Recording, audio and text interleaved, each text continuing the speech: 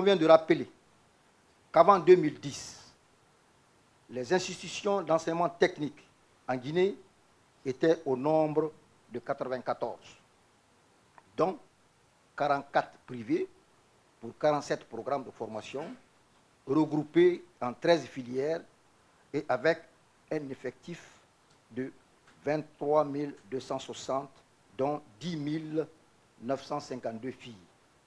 Parlant des acquis, à l'avènement du professeur Alpha Condé, bien d'innovation et de réalisation ont été opérés pour un meilleur fonctionnement de cet important secteur de développement du pays, ce qui a permis au dispositif de formation de l'enseignement technique, de la formation professionnelle, de l'emploi et du travail, de compter aujourd'hui 176 institutions de formation reparties entre le public, 57, et le privé, 119, et qui développent 70 filières dans 46 corps de métiers pour les secteurs primaires, secondaires et tertiaires, pour un effectif de 38 047 en 2017.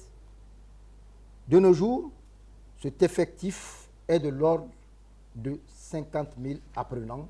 L'évolution des effectifs de 2010 à 2018, cette évolution de 23 260 à 50 047 prouve effectivement que les jeunes Guinéens commencent à s'intéresser à la formation technique grâce à l'implication personnelle de son Excellence, Monsieur le Président de la République, le professeur Alpha Condé, qui est en train de faire de l'enseignement technique et de la formation professionnelle le levier de développement de notre pays.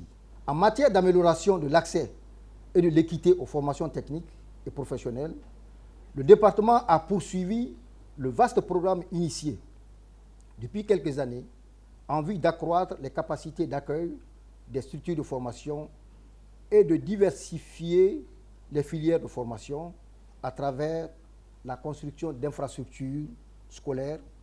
Il s'agit notamment de la réalisation des écoles régionales des arts et métiers que nous appelons en abrégé les ERAM.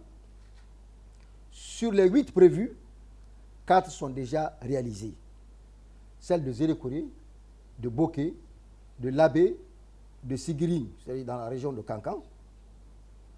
Un appel d'offres international pour les équipements a été lancé le 9 septembre 2018, ce qui devrait permettre l'ouverture de ces institutions à la prochaine rentrée scolaire. Pour 2 autres ERAM, celles de Koya et de Dabola, les travaux ont démarré et sont déjà à 45% de réalisation. Le lancement d'un vaste programme de recherche et de mobilisation de ressources pour financer différents projets, dont les 2 ERAM de Mamou et de Kindia. Ça, c'est pour boucler le chapitre des ERAM. Donc, à ce jour, le financement est déjà trouvé, car la Banque islamique de développement, la BID, s'engage à financer à hauteur de 25 millions de dollars US pour une contrepartie de 5 millions du gouvernement guinéen. Il y a aussi la réalisation d'un complexe sectoriel bâtiments et travaux publics BTP, tourisme et hôtellerie, un don du roi Mohamed VI à travers la fondation Mohamed VI. Ce complexe, 6 à Nongo, sera bientôt inauguré, permettant ainsi le recrutement de nouveaux apprenants d'une part et d'autre part la création de nouvelles filières. Déjà, 29 formations et 6 cadres technico-pédagogiques ont été formés grâce à l'appui de la fondation Mohamed VI. Enfin, l'extension du complexe est en cours par la construction de l'internat.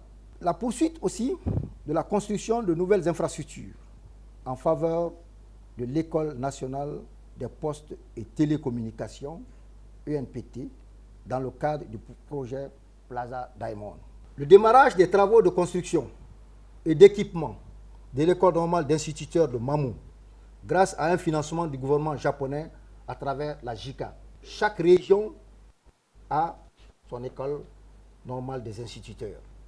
C'est Mamou qui était un peu en retard, mais Dieu merci, dans les mois qui suivent, nous allons aussi procéder à l'ouverture de ces écoles.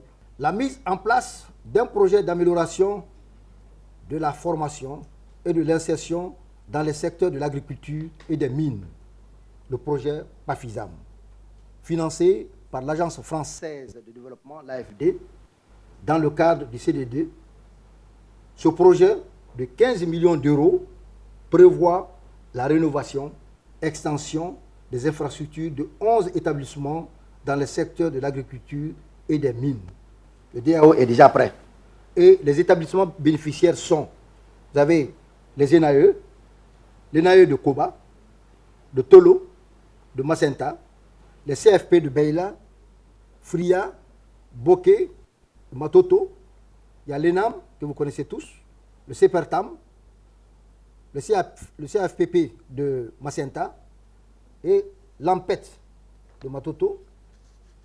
Dans ces 11 institutions ciblées, je dis bien ciblées par le projet, il est envisagé l'installation d'équipements scolaires. Ces 11 institutions seront équipées avec des équipements modernes, mais il est envisagé aussi l'installation d'équipements solaires, ainsi que la fourniture de matériel et outillage, au fur et à mesure que la disponibilité des ateliers rénovés. Par ailleurs, sous les auspices du PAFISAM, l'AMPET a réalisé la formation pédagogique de 147 nouveaux formateurs en planification et animation de leçons et de 40 formateurs en évaluation des apprentissages selon l'APC. Ce vaste programme s'inscrit dans la mise en œuvre de la politique de renforcement des capacités à travers l'amélioration des équipements et la qualification des personnels. La mobilisation des ressources engagées par mon département et l'Organisation internationale de la francophonie, OIF, a permis la mise en œuvre du programme cadre de développement de l'apprentissage dans le secteur de l'artisanat. Ce programme est le fruit du partenariat avec le ministère de l'Hôtellerie, du Tourisme et Artisanat, ainsi que de la Fédération nationale des artisans de Guinée, ce qu'on appelle la FENAC, a permis de former 25 conseillers pédagogiques en méthodologie d'élaboration des programmes selon l'approche par compétences. D'adapter un programme cadre pour faire de l'apprentissage un véritable dispositif de formation professionnelle du secteur informel. Les stratégies développées s'appuient sur une rénovation dans les prochaines années de l'apprentissage traditionnel dans 20 corps de métier. La mise en place de l'apprentissage dual dans 8 corps de métier dans le secteur de l'artisanat pour 28 000 jeunes apprentis à former en 5 ans. Les mêmes offensives aussi de recherche de financement a été déclenchée en rapport avec plusieurs partenaires pour les équipements de CFP de Kouroussa et les postes primaires de Sigiri et de Kerewane, récemment construits à l'occasion des fêtes tournantes.